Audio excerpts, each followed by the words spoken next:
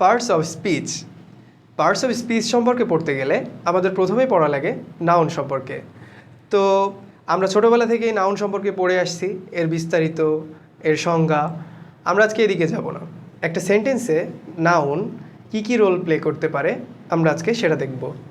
তো প্রথমেই আমি লিখেছি সাবজেক্ট। একটা নাউন একটা সেন্টেন্সে সাবজেক্ট রোল প্লে করতে পারে, খুবই নর্মাল, এটা আমরা জানি। 2 নম্বরে আসে ইনডিরেক্ট অবজেক্ট। আমরা জানি অবজেক্ট 2 প্রকার হইতে পারে, indirect object, direct object.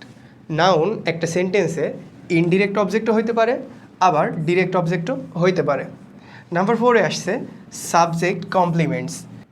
Noun একটা সেন্টেন্সে কমপ্লিমেন্টসের রোল প্লে করতে পারে, সেটা সাবজেক্ট কমপ্লিমেন্টও হইতে পারে অথবা অবজেক্ট কমপ্লিমেন্টও হইতে পারে। নেক্সটে যেটা আসে সেটা হচ্ছে অ্যাপোজিটিভ। একটা সেন্টেন্সে অ্যাপোজিটিভ হিসেবেও নাউনের রোল প্লে করতে দেখা যায়। অ্যান্ড লাস্টলি অ্যাজেক্টিভ, অর্থাৎ একটা সেন্টেন্সে নাউন অ্যাজেক্টিভের রোলও প্লে করতে পারে।